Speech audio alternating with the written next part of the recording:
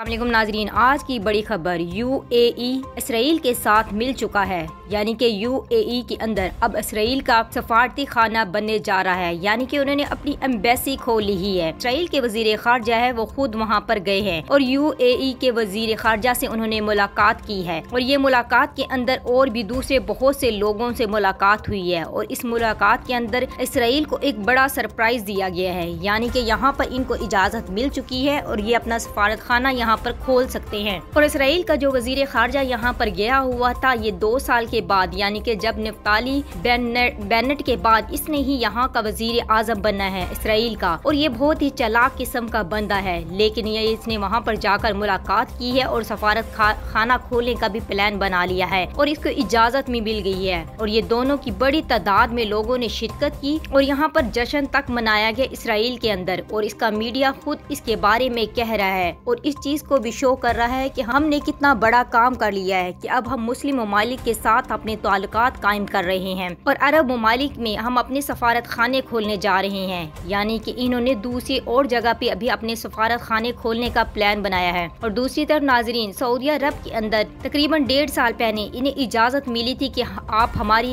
Air base line इस्तेमाल कर सकते हैं। और अब यहाँ पर जाते हुए जब ये वजीर खारजा यहाँ पर गया है तो इसने सऊदिया की एयर बेस लाइन को इस्तेमाल करते हुए यहाँ से जा रहा था। और इस बात को ये बहुत ही फख्र की बात महसूस कर रहे हैं, जहाँ ये मुसलमानों पर जुल्म की इंतहा कर रहे हैं, दूसरी तरफ इनके मुसलमान ही इनके साथ ताल्लुकात कायम कर रहे हैं। और दूसरी तरफ इन्होंने बहरीन के अंदर भी अपना एक सफारत खाना खोल लिया है और इनमें भी यहाँ पर भी इन्होंने कतर के अंदर भी इस सफारत खाना खोलने का प्लान बनाया है। और इससे पहले हालांकि इसराइल ने कई ममालिक अरब ममालिक के अंदर ये प्लान बनाया था कि मुसलमानों को आपस में ही जो है लड़ाया जा रहा था। सऊदी अरब के अंदर भी इसने कई दफा प्लान बनाया और कई दफा लोगों ने बगावत भी की, लेकिन हर दफा नाकाम हो गए क्योंकि वो चाहते हैं कि वहाँ का एक शहजादा था जो इनका साथ दे रहा था, जिसको अब फांसी की भी सजा सुना दी गई है। और अरब के अंदर जो कुछ भी हलचल हो रही थी वो सब के पीछे इसी का हाथ था। और दूसरी तरफ अमेरिका के सदर जो बाइडन का मानना ये है कि जल्दी जो बादशाहत का निज़ाम है इसको खत्म कर दिया जाए और यहाँ पर जमहूरी निज़ाम लगाया जाए हर मुस्लिम ममालिक में, ताकि हर मुस्लिम ममालिक में जब जमहूरी निज़ाम होगा तो यहाँ पर इजीली हम अपने बंदों को हायर कर सकते हैं, यानी कि अपने बंदों को ला सकेंगे और अपनी मर्जी से सब कुछ चला सकते हैं। ये सारी जो बाइडन की भी चालाकी है, लेकिन इनको ये नहीं पता कि इस तरह का कुछ भी होने वाला नहीं है।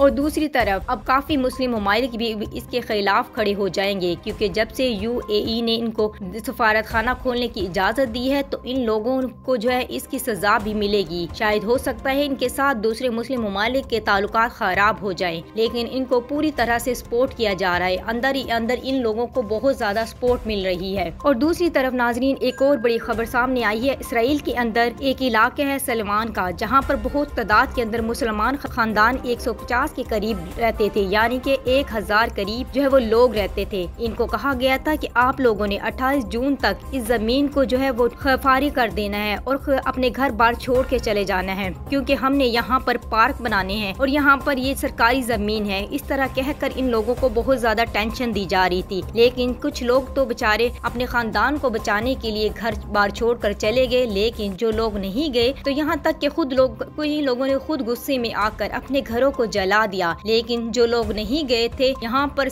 इसराइल के यहूदी सरकार आई और इसने इनके घरों को गिरा दिया और यहाँ तक कि जो लोग नहीं बात मान रहे थे इन लोगों को बहुत ज्यादा मारा पीटा गया और यहाँ तक कि इनको जख्मी भी किया गया। हालांकि ये इन पर बहुत बड़े जुल्म की बात थी, क्योंकि ये जो बेचारे जो घरों से इतना प्यार होता है अपने घरों को कैसे छोड़ सकते हैं। अगर हम भी इस जगह पर होते तो ये बहुत ही मुश्किल टाइम था। जो माँ बाप ने इतनी मुश्किल से घर बनाया था, उन्हीं घरों से इनको निकाला जा रहा है। इनकी दुकानें तक तोड़ दी गई हैं। इन लोगों से, इसराइल के लोगों से ये बर्दाश्त नहीं हो रहा था कि यहाँ पर मुसलमान इतनी बड़ी तादाद के अंदर रहें। और कहा गया कि यहाँ पर जो है यहूदियों के बच्चों के लिए पार्क बनेगा, क्योंकि ये सरकारी जमीन है। हालांकि ये सब कुछ झूठ था और फलस्तीनियों पर जुल्म की इंतहा कर दिए। वहाँ पर बच्चों को भी मारा गया और दूसरे लोगों को भी मारा गया। और इसके बाद और बहुत सारे इलाकों में भी जुल्म की इंतहा हो रही है फलस्तीनियों के ऊपर, और बहुत सारी जगह पे भी इनको घर बार से निकाला गया, इनके घरों को तोड़ा जा रहा है और यहाँ तक कि इनको मजबूर किया जा रहा है कि अपने घर बार छोड़ के चले जाएं। और जो लोग कह रहे हैं कि हम अपना घर बार नहीं छोड़ेंगे तो इनको मारा पीटा जा रहा है। इनका मीडिया अब खुद इस रिपोर्ट्स को दिखा रहा है